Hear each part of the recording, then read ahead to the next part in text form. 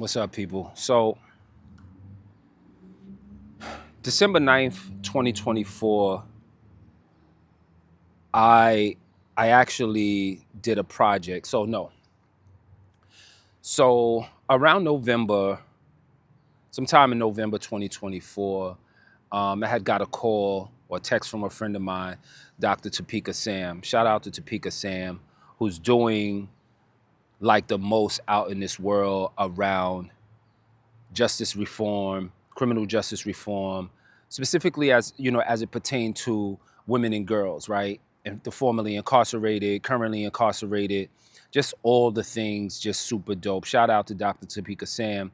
And I had got a call from her, or a text, I believe it was, around November 2024, around a film project that she had wanted me to do. Now, we had met quite, some time back, and we always wanted to collaborate. Had been talking about collaborating on a thing.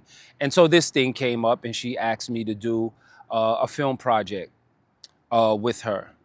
And the film project was actually the opportunity for me to take a camera inside a woman's prison. So from a content creator standpoint, or a person that does film, like, to have the ability to go into um, a, a facility, a prison, right, with a camera, like, okay, my antennas is up, and specifically a woman's prison. So I was in. We went back and forth with a few things around just details and things of that nature and what we were capturing. And so the program was about women over dinners. And so again, I was hooked, like, yep, I'm coming to do this work with you. We get a chance to work together. But I think the biggest thing around this particular project, and I think I sort of waited till later before I I told Topeka, was that the facility that we were doing the film in was actually a prison, Taconic Correctional Facility, which is a prison that my mom was in. And that my mom was in this prison and was released back in 1995. And this is the prison where my mother really like got her life together and has never returned since then. So that was super, super important to me, because reason being that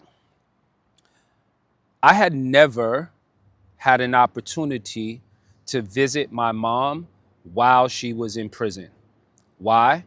Because at the time that my mother was in prison, I was also in prison.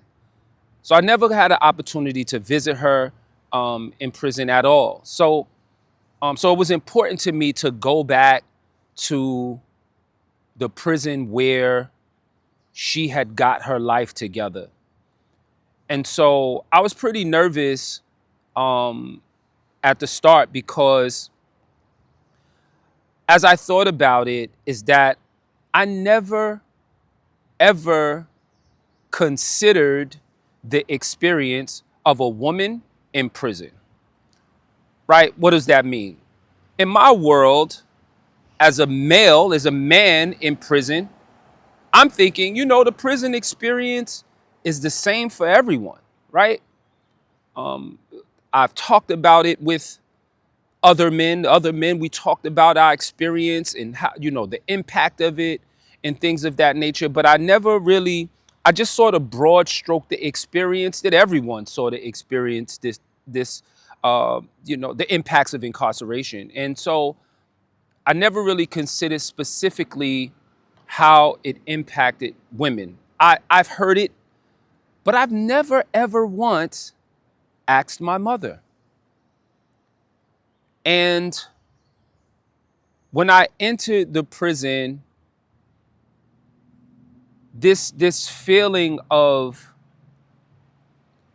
it was almost like a child, which I am a child of an formerly incarcerated parent. It was almost like a child going into, literally go see my mother. And so I walked the space in which my mother had been in, um, And I've gone in prisons before and seen security guards and the gates and the closing of the gates. But this time it just felt really, really different. And so while I have my camera and I'm ready to record and starting to record some things, um, I entered into a room full of women. It may have been 50 women that was in the space. It felt like it may have been 500. It just felt like so many women were in the space.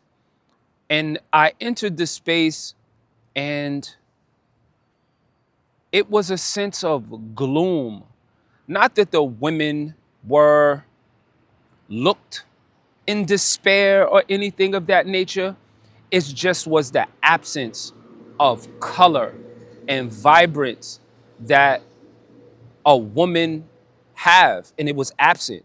Now I've seen these state greens. Everyone had on state greens. I've seen these state greens hundreds of times. I've worn them. I've worn state greens, but they looked and felt so different just watching these state greens on a woman. And I immediately thought about my mother and her experience in that space. And I entered the room and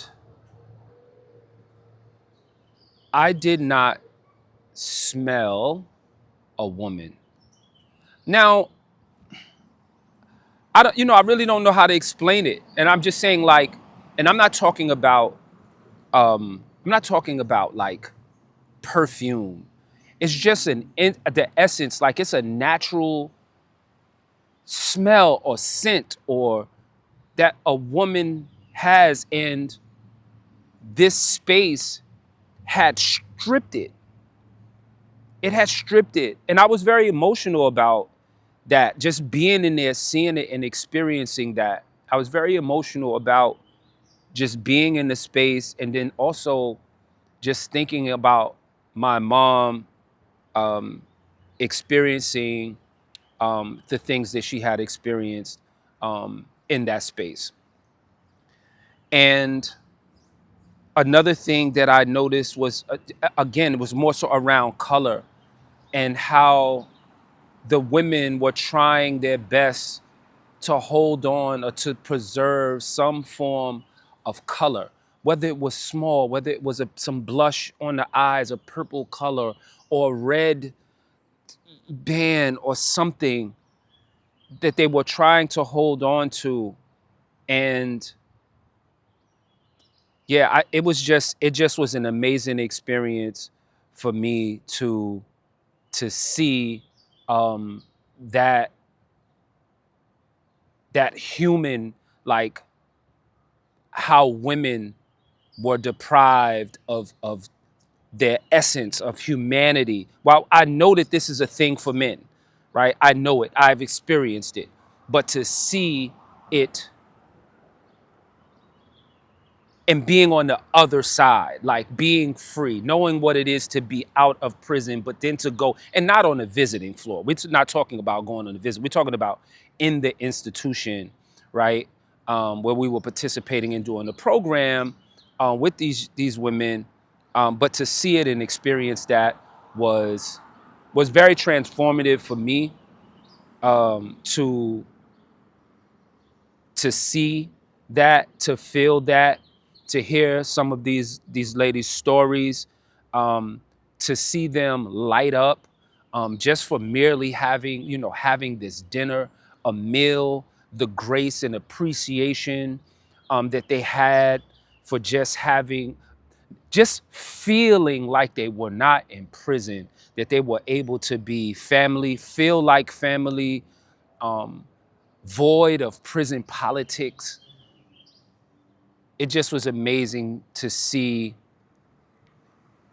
And again, shout out to Topeka and the team, Nicole, for putting a program and an opportunity. And actually, it was the first time that this had ever been done, and I got to shoot it. I got to capture it. So But shout out to them for putting something so powerful and much needed together, and for allowing me, right? I believe that I was privileged to be the one to capture uh, that, and to experience that, and to see my mother also in a different light, to see my mother, right, in her experience. And while I've lived and watched a lot of my mom experience, but I watched her transformation. I watched her amazing growth. I've watched it all. But to have an opportunity to sort of go back and sort of capture and feel a piece of that was very special to me. And I truly thank Dr. Topeka Sam and Nicole and the team for just allowing me just that opportunity to do that, and to trusting me. One, like trusting me um, to be a part of creating that safe space for these women. Um, yeah, it was truly amazing. So I just thought I'd share that, and you know, um, yeah, I hope you enjoyed this. I hope you enjoyed this piece. Or